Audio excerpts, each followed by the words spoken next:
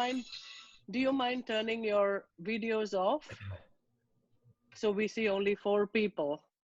The 2 candidates, the moderator, and PTA Council President Debbie Villarreal. Thank you. All right, Debbie, you ready to start? Yes, I am. Okay, 10, 9, 8, 7, 6, 5, 4, 3, 2, 1. All yours. Thank you, Tessie. And to everyone here tonight, welcome to the Montclair PTA Council Mayoral Candidate Education Forum. We appreciate you joining us this evening. I'm Debbie Villarreal Hadley, President of the PTA Council, and I always wear blazers when I'm working from home. Not really. Our mission at the PTA Council is to organize our PTAs to advocate for public school students. We're a nonpartisan organization, and we've worked hard to conduct this forum in a way that gives a fair opportunity to each candidate to answer relevant questions. They may be tough at times, but the goal is to get the candidates clear answers on the issues most pressing for our Montclair public school students. If any of our viewers have questions about topics that have not been addressed in the forum, please write them in the chat feature. And if we have time, we will try to get an additional question or 2 in. I'd now like to introduce our candidates, Dr. Renee Baskerville and Mr. Sean Spiller. Thank you 2 so much for taking the time to join us this evening. And our moderator for this evening, Jon Fortt, who is a journalist with CNBC and has 2 kids, one at Hillside and one at Glenfield. John? Debbie, thanks. And I will start with a few words on why this mayoral election is particularly important to Montclair schools. In 97% of districts in the state, Board of Education members are elected by popular vote, and bond issues for major capital projects like school construction and renovation must also come up for a vote by referendum. Montclair is one of the 3% of so-called type 1 districts where the mayor both appoints Board of Education members and sits on a separate board, the Board of School Estimate, that approves school budgets and recommends bond issues to the municipality on behalf of the district. That means the Montclair mayor has an outsized amount of indirect soft power over the schools through annual 3-year appointments and reappointments to the Board of Education and other organizations, through budget approval on the Board of School Estimate, and through influence over long-term capital expenditures. And with all that in mind, the questions tonight will fall into 3 broad categories: culture, finances, and appointments. As I am a journalist, the candidates have not received details of all these questions in advance, though they do know the topics. The candidates will have up to 3 minutes to respond to each of my questions, though I'll ask them to make their responses no longer than necessary to allow us time to cover as much ground as possible. We will alternate who answers first. I will have the option to ask a follow-up question, and the candidate will have 1 minute to respond. I will do my level best to apportion those follow-ups in an equitable way so that in the end, the candidates have had equal time. This is not structured as a debate. While the candidates are free to draw distinctions between each other and address each other directly, this format will not create that dynamic. And Dr. Baskerville and Mr. Spiller, are we agreed on that format? Sounds good. All right, then let's begin. We'll start with culture, and Dr. Baskerville will offer the first response to the first question, and here it is. The PTA Council's mission is to organize local PTAs to advocate for public school students. One important way they do so is by collaborating with the superintendent and the Board of Education. Over the last several years, the council says those efforts have been hindered by infighting on the board, turnover in the superintendent's office and on the board, and an often hostile relationship between the teachers union and the board. The mayor has the power to influence the tone of communications between those stakeholders, but also an obligation to respect their independence. How will you balance that influence and that obligation? Dr. Baskerville. Yes, thank you. So as the mayor of Montclair, I certainly will try to be present as much as possible throughout the year, and oftentimes just by present, especially where you've already established relationships. Having been the vice president of the Board of Ed and served on the board school estimates and very active with the PTA Council in schools for a long time, as well as the community. I've already forged many relationships that I think will be helpful. The thing that I would like to first state is that I'm not sure that sometimes what people perceive is a situation between the MEA and the Board of Education is necessarily just between the MEA and the Board of Education. I think that the past few years we've had a lot of things that were not consistent and in place, starting with the superintendent, and then we've had some changes in the Board of Education members, and it's been very difficult for all of us. It's been difficult for the board members, for the administrators, for the teachers, and for all of the parties that are involved. And so when people are really uncertain about policies and who's upholding the policies, or even implementing policies that maybe were put into place by a former superintendent, or that they're confused about if things are as transparent as they could be, all of those things add to giving an appearance of something that may not be. So I don't want to work on the premise that there's anything necessarily between the Board of Ed and the MEA. Certainly, we've all seen videos that appear to be less than cordial and conversations that we may not understand. But I think that we need to start first by understanding what's underneath all of that. And I'd come in, and number one on my list would be to make sure that we get a superintendent in place and that we're clear about what the values are, what direction that superintendent wants to go, because that's going to lay the foundation for everything that follows, where the budget goes, the money, and thereafter. So I think it should begin there. I think then we'll have, hopefully, when we come in, we'll have an opportunity to consider an appointment for a Board of Education member, and that's going to happen relatively soon. And if I'm elected mayor, I think I want to look at things a little bit differently than the mayor that's present. I've seen options where people would come in and they would have a community board that would help them to select members for the Board of Education. And in my case, I'm thinking that would consist of input from our ward council members, as well as our council members at large and other people. And that body would be a body that would actually, review the process, make suggestions, recommendations, and I would listen closely to them, because I think to take as much of the politics out of the situation that we can, we need to have a different form of appointing the board. All right, thank you, Dr. Baskerville. And again, the mayor has the power to influence the tone of communication between these stakeholders, but also an obligation to respect their independence. How will you balance that influence and that obligation, Mr. Spiller? Well, thank you for the question, and thank you for everybody for joining tonight and participating in this process. For me, I think fundamentally it starts with an understanding, and sometimes that check-in that we have to do to ground ourselves in the fact that each and every one of us, when we're talking about our educators, when we're talking about our students, we're talking about parents as part of the PTA, superintendent, board members, community at large, every single one of us wants the very best education for our kids.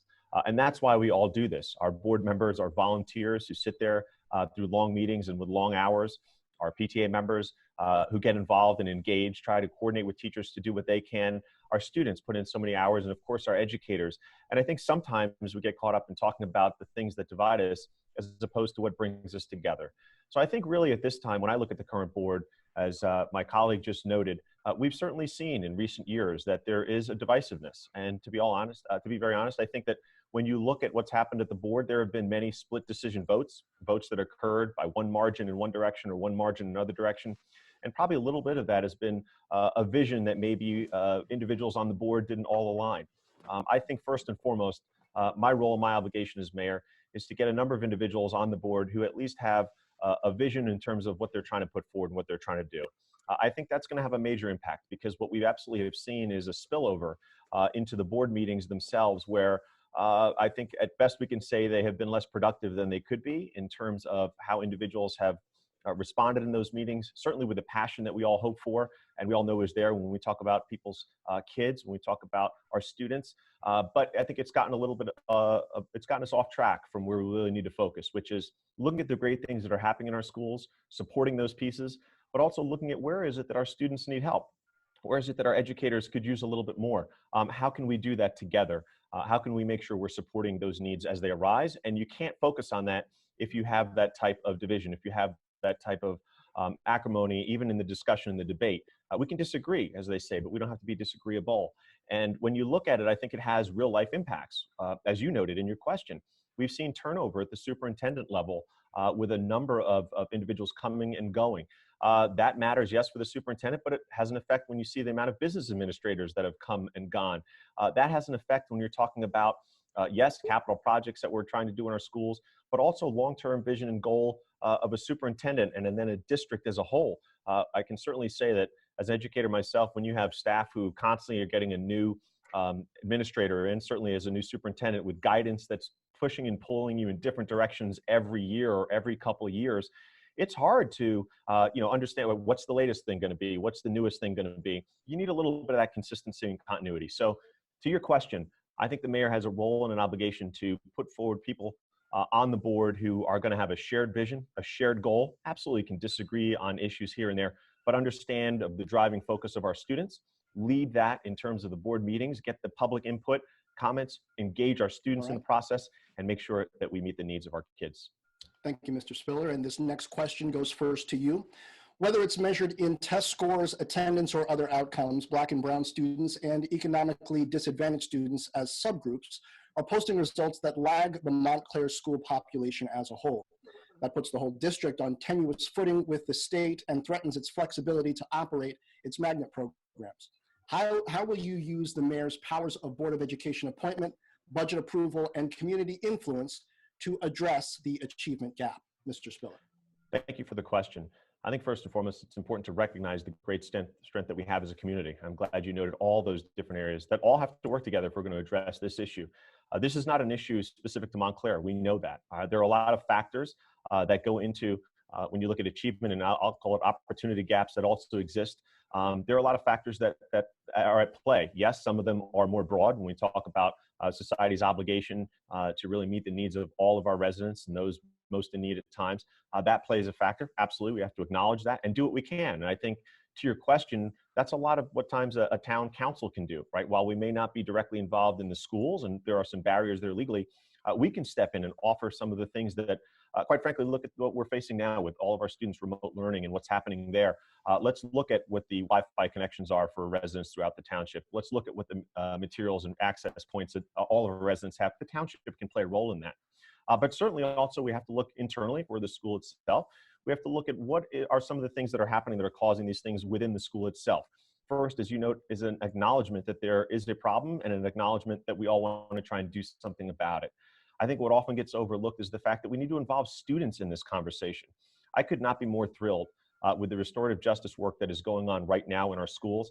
I know currently Mayor Jackson, Councilman Herlock, and myself and a number of us have participated in some of those programs. I believe the PTA has as well on a few different levels. But I think what's really inspiring about that is it really engages the students at the first step, at the first level of this to say, what are some of the things that are going on here? And let's call it what it is. Some of them are institutional racism. They are long-standing components that have been built in that sometimes we don't even recognize, that sometimes hold some students back and favor others. So we've got to look at all of that. We need to have those conversations, sometimes difficult. We need to have them respectfully, but understand that we're not going to be able to meet these challenges unless we are talking about the issue first. Involving the students, involving the educators. If you're not getting buy-in there, we've got a problem. So let's all engage in that conversation. The Board of Ed can offer supports as to what's needed to make sure if there are gaps where people need help, let's offer it. Training's needed, let's do it. If specific resources that can be provided, can the Board of Ed do it? Can the town council do it? Let's coordinate on things like that. And let's keep checking in, because as we try and change the culture, and I think that's what restorative justice is all about. It's not a program, it's a culture change. We need to make sure we keep assessing what's going on, what's working, and how do we keep supporting the needs of our students, all our students, so that we see gaps, whether it be achievement gaps or opportunity gaps, that are closed and we meet all the students' needs. Thank you, Mr. Spiller. And under time too, appreciate that. Again, how will you use the mayor's powers of the Board of Education appointment, budget approval, and community influence to address the achievement gap, Dr. Baskerville? So in terms of the Board of Education appointments, I certainly will look to fulfill the 5 characteristics of a board member. First and foremost, the functions of the board member in terms of financial academic, legislative, legal, and once I have the basic foundations that I'm looking for in terms of an individual, as Councilman Spiller already brought up, there is already something in place called a restorative justice that we're already doing in the school districts, and I happen to be on the board of that program. I think that program is wonderful because it prepares all of us to better deal with different people from different backgrounds, different races, religions, and it helps us to understand each other, and it also helps us to communicate in the most appropriate ways. The 6 R's for restorative justice include such things as respect, remind, rededication, reflect, refer, and repair. And so those things will be key in any Board of Education member that I would like to appoint, because that's going to help them when people come in with concerns that maybe they're not familiar with, when people come in from a different race or background, and perhaps their tone of voice is something that is culturally not well known to them, and they might, you know, if not for these programs that we have in place, and I'd like to just give a shout out and thank you to Gail Shepard for running this solid program and allowing me to be on the board, then people may respond in a different way. So we need to do that. We need to also make sure that every board member that's coming into the district goes through a process called undoing racism. And the reason I say that is because I understand, as Councilman Spiller does, that there is institutional racism. And what can we do for that? We can provide people with opportunities to undo some of that. And we happen to have an amazing person on the Your Voice for Montclair slate, Maggie Girolman, who is doing the Undoing Racism program right now for all of our educators and administrators and people in the Board of Education. So I'm really excited now to think that when I'm in a position to appoint the board, the school board members, I will also highly suggest that that's something that they participate in. I had the privilege of participating in it for a long time, and I thought it was very valuable situation. So we also need to, in order to close the achievement gap, that part starts very, very early on, as we all know. And so I am very interested in revisiting what can we do to bring back universal pre-K. I think that, you know, it's great that we have so many wonderful programs in our district now, the Armani program, NAACP education programs, Succeed Together, CPAC, AGAP, this goes on, but we must continue to look at possibilities of how we can bring back universal pre-K. Thank you, Dr. Baskerville. And now let's move on to the topic of finances. The COVID-19 crisis in which we now find ourselves is going to put an enormous strain on state and local budgets as businesses struggle to reopen and families struggle to recover. Even before this crisis, Montclair schools faced challenges from crumbling buildings and inconsistent resources for everyday learning. This question goes first to Dr. Baskerville. Montclair is limited in its options to fund both capital improvements and instruction. There is a 2% cap on annual increases to the tax levy budget without voter approval. It might not be popular to issue new bonds during a recession, but it might be argued that unless Montclair officials find a way to increase revenue, the district will face cuts in staffing and delayed renovations. Do you see those two as the options? And if so, will you advocate raising revenue or making cuts? Dr. Baskerville. For me, making cuts is always the very last option. And so paying close attention to what's been going on in the past few years with our school board and with the resources and the caps, it's extremely difficult to come within those caps that they put in place. It's been further made more difficult because of the fact, again, that we've had no leadership from the superintendent level in place. And when a superintendent was in place and they had a capital budget that to me was looking at a few years ahead, then we switched and that missed. So the most important thing here in terms of capital finances is to have at least a minimum of a 5-year plan in place. And that plan should clearly have laid out what those priorities are, so that if we are facing different situations and challenging situations, we'll still know what they are and things won't get just dropped by the wayside or omitted or given no attention until we have crumbling steps. That is not an option.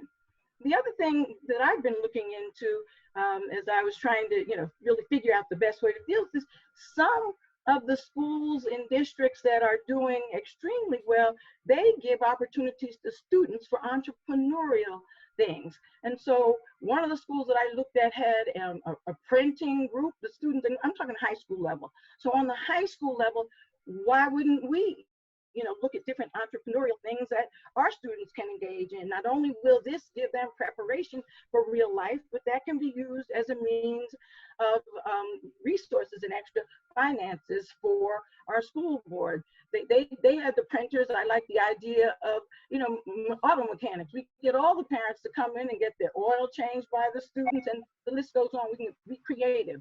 And the other thing that we really need to understand that as long as we have a diverse school district like Montclair, we're always going to have challenges, whether it's with the capital budget, whether it's with, other budgets.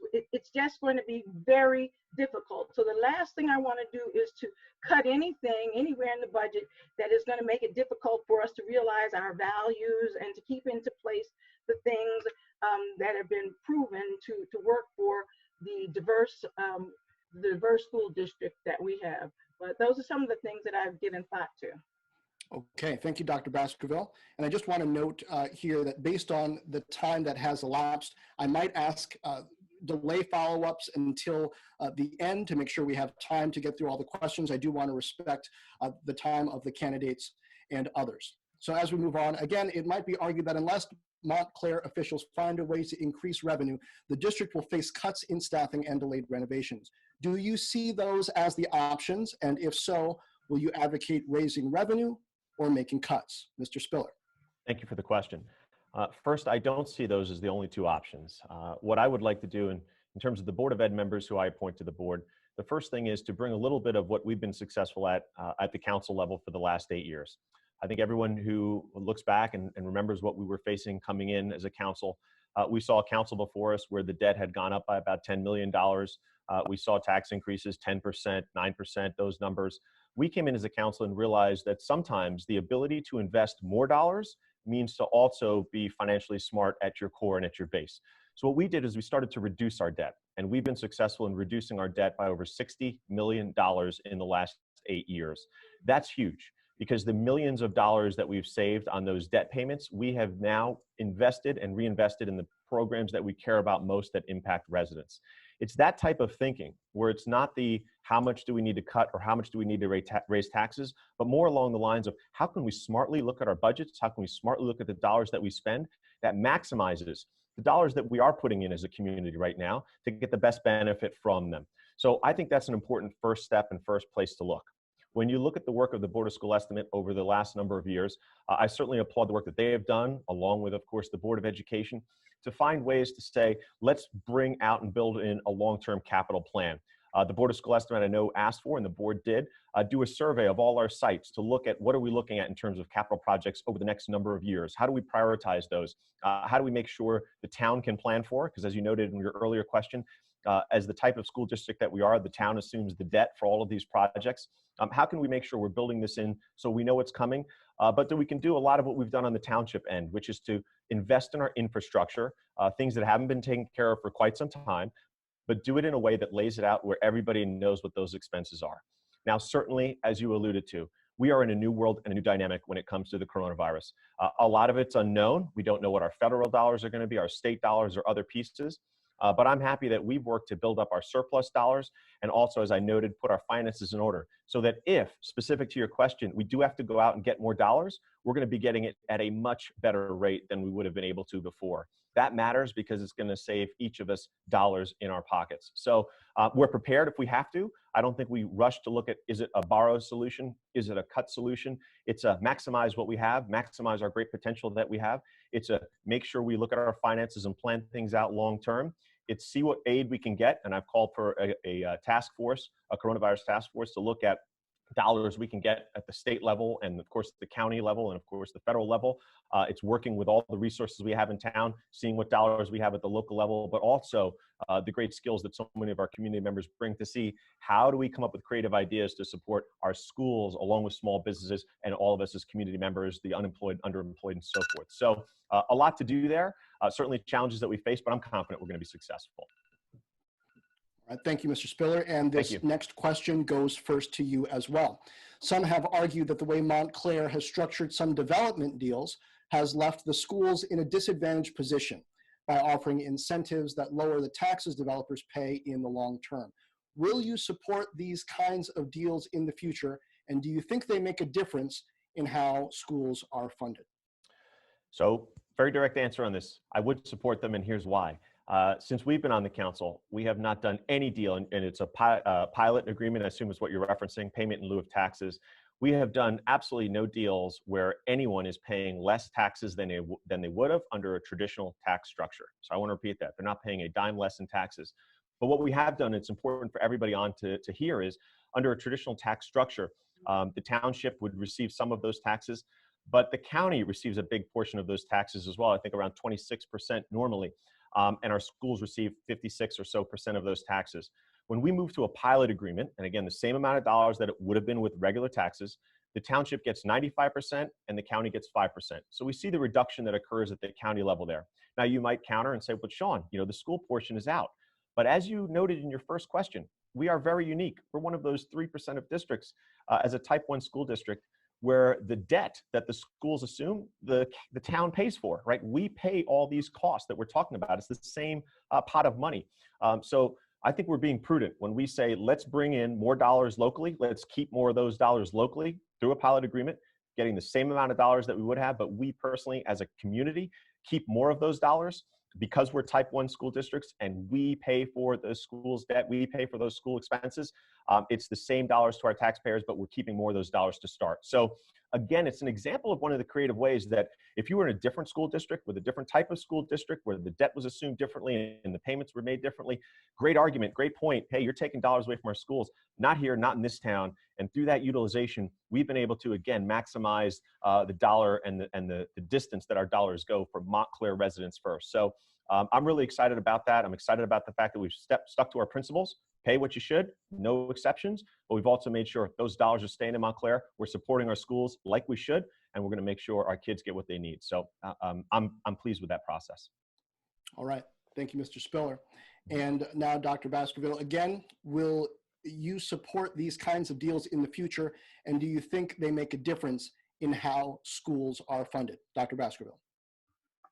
So with regard to payment in lieu of taxes in the township, which we have payment in lieu of taxes now that are bringing in dollars to the township, which I'm very excited about. I think a lot of people misunderstand exactly what that means. And so when you have payment in lieu of taxes, and these are non-tax-based dollars that are coming in, that actually brings money in to the municipality that allows us to do great things. I think a few years ago, we took about 600,000 of those dollars and we were able to pay down debt. In this past year, 2020, we have $3.9 million coming in pilot revenue. So I'm very excited that we have these dollars coming in and they're not taking away from the tax base. People were saying that they were concerned that that we weren't getting enough out of the pilot agreements. And so to respond to that part of the question, we very deliberately, our Economic Development Committee, myself, Councilman Spiller, and Councilman Slager, we deliberately looked at all the projects that were being offered, and we strategically and deliberately made decisions that we're not going to bring a lot of children into the district. Sure, we love children. I'm a pediatrician. There's nothing that would bring more joy to my heart. But just in terms of looking at what the pilots do to the municipality, I'm grateful for those dollars that we've been able to utilize for the good of the entire community. And we made sure we were doing like 1-bedroom apartments or sometimes 2, but we were deliberately not trying to have an overabundance of new dwellings that were going to overpopulate our school district or make it so that we would be losing money by doing these developments. And so I think over the years, we saw some positive results, and I'm in favor, to continue to reap the benefits and to continue to bring in money. 3.9 million this year, who knows what next year. It seems to be increasing every year. And so I think that that is a way for us to bring in revenue when we don't have a lot of industry here. Certainly we've done some, development, but yeah, I think that's a good option for a township like Montclair, and I'm happy for it. All right, thank you, Dr. Baskerville. And our final topic for the evening, at least pre-selected topic, depending on time, is appointments. As mayor of a type 1 district, Montclair's mayor has a rare high level of influence over the schools through the power of appointing Board of Education members and being on the Board of School Estimate, potentially, which has the power of budget approval. And even more notable, the next mayor might be in the unusual position of having the opportunity to make 2 Board of Education appointments in the first few weeks of office, as there is now a vacancy that the outgoing mayor has not filled. Each candidate on this topic will get a different question. The first question goes to Dr. Baskerville. In your campaign, you have noted your longstanding roots in Montclair, as well as the Montclair roots of your father and grandfather. The schools today face challenges that were long in the making, and many residents might be looking for an agent of change in the mayor's office to face those challenges. Given your long tenure in Montclair already, many of those on the school board and council, what is your argument to those voters that you will make appointments that bring change? Okay.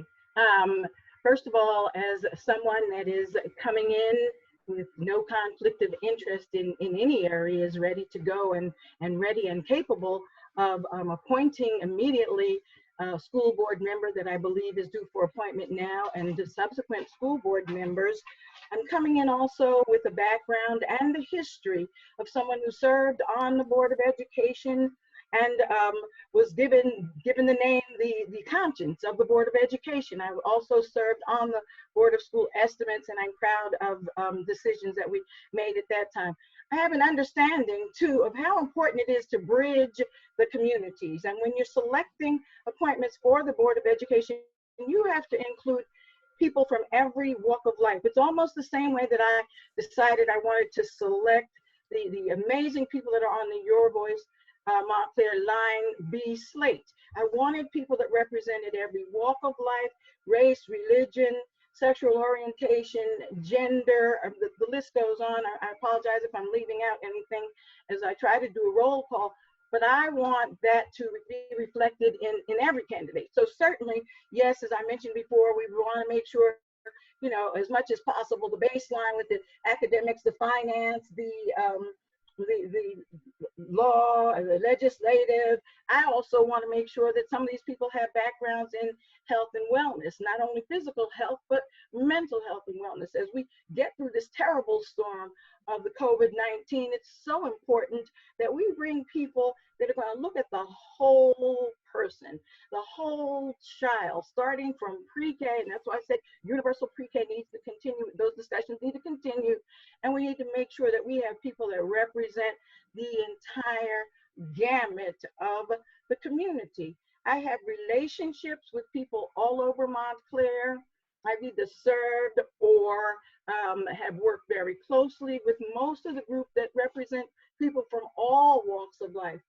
Recently, we are re-establishing an amazing relationship with the interfaith groups. A long time ago, when I was coming up, the interfaith groups played a very large role in trying to desegregate our schools. And just recently, and I'd like to give a shout out to them, they decided that the time is now, that they can't wait any longer. And so they're now back as active participants. And so I hope to call on the established relationships that I have and make sure that we're looking at everybody that can come in here. I also have given a lot of thought about elected versus appointed Board of Education. And I submit today that after looking at what goes on when you have outstanding candidates, one with money and one with no money, oh, well, the choice to me is clear. I will continue to make those appointments. with a community board assisting me. And I will use this opportunity to follow up. Thank you, Dr. Baskerville. To the point of the question, you noted that you have been on the Board of Education in the past. You have served and continue to serve on the council as well. I think the point on the question would be, if you haven't brought the change that some people might want up to this point, why should they think you would make it as mayor? Well, actually, I'm very excited. So during my tenure on the Board of Education, which was many years ago, we were celebrated every which kind of way for blue ribbon schools. And I'm so excited that I had something to do with that. And that was during a time when we had a stable superintendent and we had stable leadership. And I don't think we have leadership that's not stable today. So let me be very clear. I think we have amazing leadership here. We just need to get somebody that's going to be at the helm and make it very clear what it is that they need and want and what they are, trying to have the investing in, what their values are and the direction we move into. So I think we still have a foundation. We have amazing people in our MEA, and I've worked very, very closely with them, for a very long time, and there's no time that they don't call and I'm not there. And we also have amazing administrators and teachers. And so what I'm saying is, at a time when we did have a very strong and stable superintendent in place, and it was very clear the directions that we needed to go into, we had blue ribbon schools under my tenure. And I'm grateful for all the people that worked with me to help to make that happen. Thank you, Dr. Baskerville. And the next question goes to Mr. Spiller. You are a teachers union official with a fiduciary duty to pursue the union's goals, and your campaign is majority funded by people and organizations connected to the New Jersey Education Association. The mayor must make decisions that could adversely impact teachers unions. You fought this question in court in the past and lost. A judge ruled that while you have been above board in your conduct, dual service on the NJEA and Board of School estimate, quote, creates an undeniable potential for conflict. Now, given that ruling, do you intend to serve on the Board of School estimate as mayor? And either way, how will you resolve what the judge called the undeniable potential for conflict? Mr. Spiller. Well, thank you, John, and I'm glad you asked that question. Because as we speak right now, there's a right-wing neoconservative group calling itself the Sunlight Policy Center that's out there pushing the narrative, but because as an educator and an NJA leader, as you note, that somehow that's a bad thing. Many of you may have seen their ads on Facebook. But this so-called Sunlight Policy Group is a far right-wing group that's affiliated with the American Enterprise Institute. This is a pro-charter school, pro-Common Core organization that's closely tied with people such as Dick Cheney. The guy who runs it is a big Chris Christie supporter and funder, and only switched to Jeb Bush after Chris Christie denounced the Common Core. So certainly as an educator, a Democrat, a progressive who's shown that I can stand for our progressive values, but also do it while reducing our debt by $60 million and go from AA negative to AAA. I represent everything the right-wing group is against, and they're spending big money to push out their message. So thank you for the opportunity to address this issue and dispel this notion. I believe in public education, and I think it's one of the most important services that local government provides. Of course, as a public school teacher myself, and our public schools are a big reason why my wife, who's also an educator, and I chose to raise our growing family here in Montclair. So let's be clear. Each and every individual that I or that the council as a whole appoints is assessed on whether that individual is free to serve in the position and act independently. I am fully confident that any appointment I make will be free to serve and will do so well. Given our rich diversity of experiences and ideas in town, there will be many that I will rely on to find candidates that exemplify what we want for our students and our schools. Let me also be clear about what I value and what my goals are.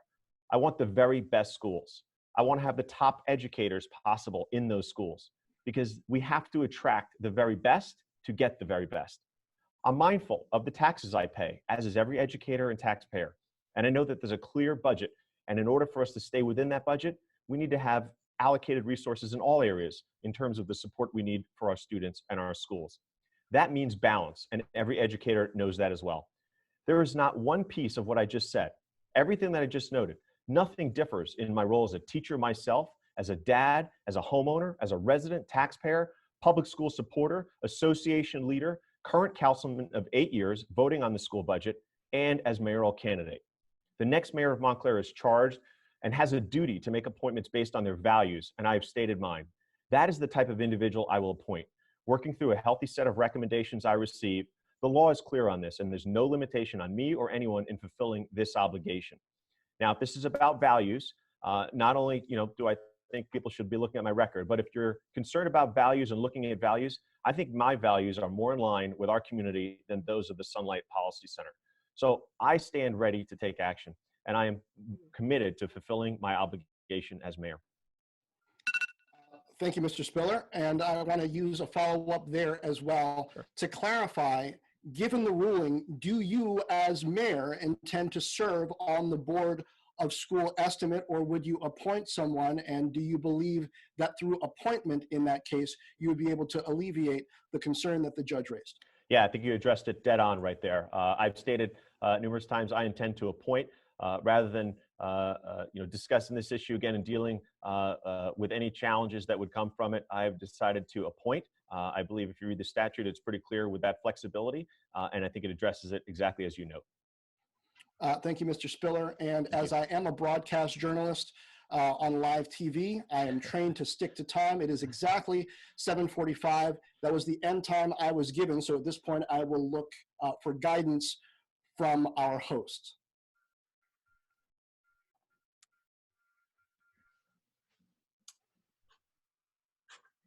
Oops. I think I saw an unmute and a mute there. Yep, there we go. Here. Okay. Wow, that was great. Thank you so much. I want to thank our candidates, Dr. Renée Baskerville and Mr. Sean Spiller, and our moderator, Jon Fortt, for a very informative evening. I hope you and the audience enjoyed it and that it helps you in your decision-making process. I also want to remind everyone to vote. Look for your ballot in the mail. There are 2 slates of candidates, but as per the instruction on the form, you are able to vote for individual candidates, 1 for mayor, vote for 2 candidates for at-large counselors out of the 5 candidates that are on the ballot, and vote for 1 counselor for your ward. For more information about council candidates, you can search for the League of Women Voters of the Montclair Area 2020 Candidates Forum, it's a very long name, on YouTube. And I think we have entered the link in the chat function. If not, I'll do that now. So thanks again for a great evening, and it's good seeing you virtually. Good night. Good to see you as well. Have a good night, everybody. Stay well.